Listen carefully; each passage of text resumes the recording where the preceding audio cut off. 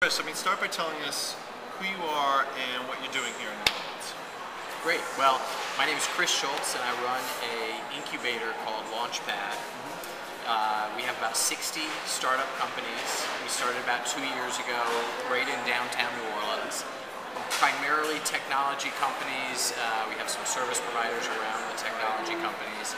And in the last year, we opened up a startup accelerator called Launchpad Ignition that we actually provide a capital layer. So we've invested in 6 companies, and they've gone through sort of an intensive accelerator program, and they'll be pitching to VCs and angel investors tomorrow. So the initial Launchpad, which has 60 companies, who's funding all of that? Or are these just companies that are being kind of supported with common infrastructure, or how's that work? So that is, we are a for-profit company. We're not a government connected. We're not a nonprofit. So, so our customers pay us. So it is workspace.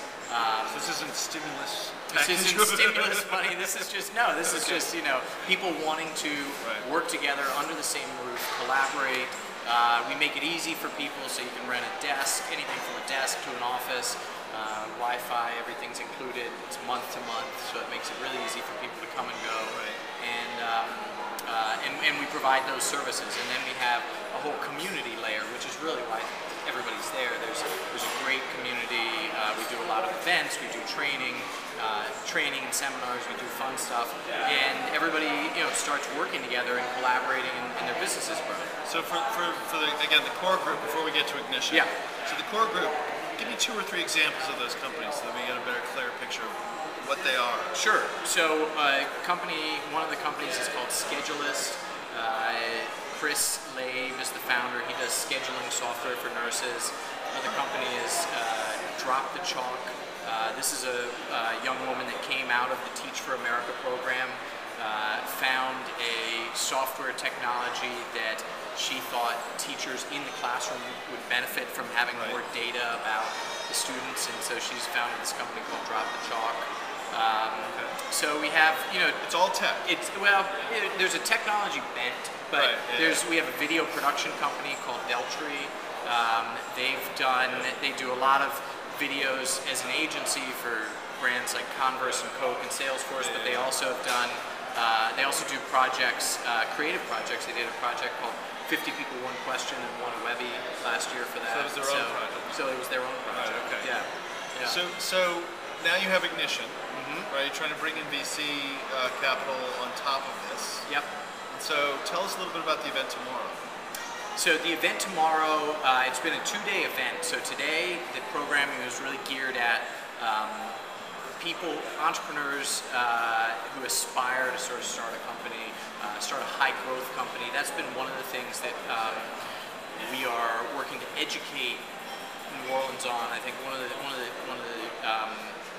things that is a given down here is there's not a lot of exits. There's not a lot of second-time entrepreneurs. We're dealing with a very first-time, early-stage market. So even separating sort of small business from high growth. So we're training people to be high-growth entrepreneurs. What it takes to raise capital first. Yeah, but some people argue that there's an entrepreneur gene or some kind of quality that you'll find in great abundance in some places, like the Valley. I don't think we still call it Silicon Valley, but New York. Yeah. There's some other places. Is that true, and does New Orleans have it, or are you trying to fabricate something that is not native, so to speak? Well, no, it's absolutely native. I mean, this is an entrepreneurial community, from the get-go. I mean, there wouldn't be a city at this bend in the river if it weren't for the shipping industry and the port industry. So what we're trying to do is introduce a new industry to that gene. Sort of a technology, digital media industry to that gene. The other thing about New Orleans is we've got entrepreneurial spirit all over the place. I mean, you won't see another city in America that has fewer big box stores and sort of brands that you see all over the place. This is a city of small business, and do you think that's true? I mean, I don't think there's any way to kind of mention Katrina and try to think about whether or not there's any positive outcome or not. But I have to wonder if there isn't a byproduct of that brutal experience of living through that, and the people that chose to stay, Yeah. people like you that chose to make this your new home, that isn't in some way cultivate that, drive. Absolutely. I mean, I think that the way I describe it to people is there's only so many times in your life where you're just knocked down on the mat flat and you evaluate everything in your life from top to bottom. And some people had to leave. They simply had to for family or job or any reason. But we all had that time to assess what are we doing.